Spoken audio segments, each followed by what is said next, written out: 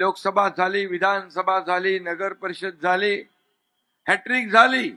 आता महापालिकेत आपल्याला चौकार मारायचा आहे. चौकार. विधानसभेच्या पहिल्या भाषणात सांगितलं होतं की आम्ही या विधानसभेत 200 पार करून दाखवणार, तर 232 आणून दाखवले. ते इथं छोटी गोष्ट आहे. मी डॉक्टर नसलो तर ऑपरेशन करतो, कोणाला गोळी, इंजेक्शन, सर्जरी मला सगळं माहित आहे. एकनाथ शिंदे बोलतो ते करतो. माझ्या लाडक्या बहिणी इथं साक्षीदार आहे. मी मुख्यमंत्री असताना लाडकी बहीण योजना सुरू केली. मी गरिबी पाहिली आहे. मी शेतकऱ्याचा मुलगा आहे. अनेक लोकांनी त्याला विरोध केला, अनेक लोक कोर्टात गेली, पण तुमचा एकनाथ शिंदे खमक्या भाऊ तिथे बसला होता, त्यामुळे लाडकी बहीण योजना सुरू झाली. कोणी माईकाला आला तरी लाडकी बहीण योजना कधीही बंद होणार नाही. बाळासाहेब सांगायचे, आश्वासन देताना 10 नाही 100 वेळा विचार करा, पण दिल्यानंतर माघार नाही. मी त्यांचा सैनिक आहे, त्यांचे विचार घेऊन पुढे चाललोय. आणि मला या महापालिकेत देखील हा चमत्कार लाडक्या बहिणींचा, लाडक्या भावांचा पाहायचा आहे. हा चमत्कार विधानसभेत आपण केला, नगर परिषदेमध्ये केला. खरं म्हणजे या ठिकाणी लोकसभा झाली, विधानसभा झाली, नगर परिषद झाली, हॅट्रिक झाली. आता महापालिकेत आपल्याला चौकार मारायचा आहे. चौकार. आणि म्हणून पुणे शहर हे महाराष्ट्राचं चैतन्य आहे, विद्येचं माहेरघर आहे. आपल्या महापालिकेने अमृत महोत्सवी वर्षात पदार्पण केलेला आणि बाब आपल्या सगळ्यांसाठी अभिमानाची आहे. आणि म्हणून खऱ्या अर्थाने या अमृत वर्षात काय द्यायचं असेल तर विकासाचं अमृत आपल्याला पुण्याला द्यावं लागेल. विकासाचं. आणि म्हणून आपला शिवसेनेचा अजेंडा काय? सत्ता खुर्ची बिलकुल नाही.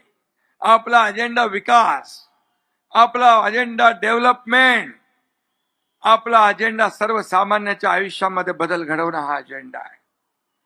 मी आपल्याला एवढंच सांगतो की 2.5 वर्षाच्या माझ्या मुख्यमंत्री पदाच्या कारकिर्दीमध्ये आपण पाहिलं की अनेक प्रकल्प आम्ही राबवले, अनेक विकासाभिमुख कल्याणकारी योजना आम्ही राबवल्या. मला आठवतं मी एकदा गावी जात होतो. कुठला चौक होता तो? चांदणी चौक. मी गावी जाताना चांदणी चौकामध्ये लोक थांबले होते आणि मला त्यांनी लोकांनी थांबवलं आणि म्हणाले आमच्या व्यथा ऐकून घ्या. एवढी ट्रॅफिक व्हायची तिकडे. मी सांगितलं की आपण याच्यातून मार्ग काढू. मी जाता जाताच सगळ्या अधिकाऱ्यांना फोन केले, सगळ्यांना सूचना दिल्या. गावावरून येताना पुन्हा तिकडे थांबलो आणि त्या चांदणी चौकातली ट्रॅफिक आता दूर झालेली आहे ना, दूर झाली. आता इथली कात्रजची करायची. कात्रजची ट्रॅफिक देखील दूर केल्याशिवाय आपण स्वस्थ बसणार नाही. आणि म्हणून या ठिकाणी आपण शिवसेना स्वबळावर आपण लढतोय. काही लोक म्हणतात एक नगरसेवक होता तर 120 कसे करणार. तर मी सांगतो, मी विधानसभेच्या पहिल्या भाषणात सांगितलं होतं की आम्ही या विधानसभेत 200 पार करून दाखवणार, तर 232 आणून दाखवले. ते इथं छोटी गोष्ट आहे.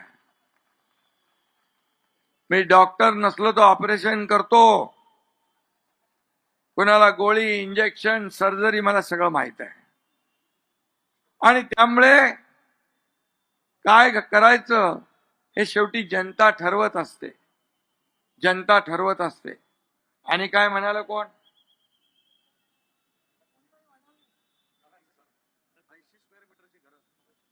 आणि मी आपल्याला एवढंच सांगतो, एकनाथ शिंदे बोलतो ते करतो. माझ्या लाडक्या बहिणी इथं साक्षीदार आहे. मी मुख्यमंत्री असताना लाडकी बहीण योजना सुरू केली. मी गरिबी पाहिली आहे. मी शेतकऱ्याचा मुलगा आहे. आणि म्हणून मी ठरवलं, जेव्हा माझ्या हातात सत्ता येईल, माझ्या लाडक्या माता भगिनींसाठी, माझ्या भावांसाठी मला काही ना काही करायचं आहे. आणि त्यातूनच लाडक्या बहीण योजनेचा जन्म झाला. अनेक लोकांनी त्याला विरोध केला, अनेक लोक कोर्टात गेली, पण तुमचा एकनाथ शिंदे खमक्या भाऊ तिथे बसला होता, त्यामुळे लाडकी बहीण योजना सुरू झाली. आणि मी सांगतो, कोणी माईकाला आला तरी लाडकी बहीण योजना कधीही बंद होणार नाही. हा शब्द आहे तुमच्या भावाचा. Commitment, commitment. एक बार जो मैंने कमिटमेंट कर दी तो फिर मैं खुद की भी नहीं सुनता. हे माझा स्वभाव आहे. एक तर कमिटमेंट करायची नाही. बाळासाहेब सांगायचे, आश्वासन देताना 10 नाही 100 वेळा विचार करा, पण दिल्यानंतर माघार नाही. मी त्यांचा सैनिक आहे, त्यांचे विचार घेऊन पुढे चाललोय, याचा मला अभिमान आहे. आणि म्हणून शिवसेनेला एकटी लढते म्हणून कोणी हलक्यात घेऊ नका. शिवसेनेला हलक्यात घेऊ नका. शिवसेना ही बाळासाहेबांच्या विचारांची आहे, हिंदुत्वाच्या विचाराची आहे. एक महाराष्ट्र, एक शिवसेनेचा धनुष्यबाण हे महाराष्ट्राचा स्वाभिमान आहे. आणि म्हणून आमची आन बान शान, आमची निशाणी आहे धनुष्यबाण. आणि म्हणून शिवसेनेचा धनुष्यबाण या ठिकाणी जलवा दाखवणार, या ठिकाणी भगवा फडकवणार. इलाका किसका भी हो, धमाका हमी करेंगे, आपल्याला मी सांगतो. आणि म्हणून कुणी कुणाला कमजोर समजू नये. शेवटी ही जनता जनार्दन सगळं सर्वस्व असते.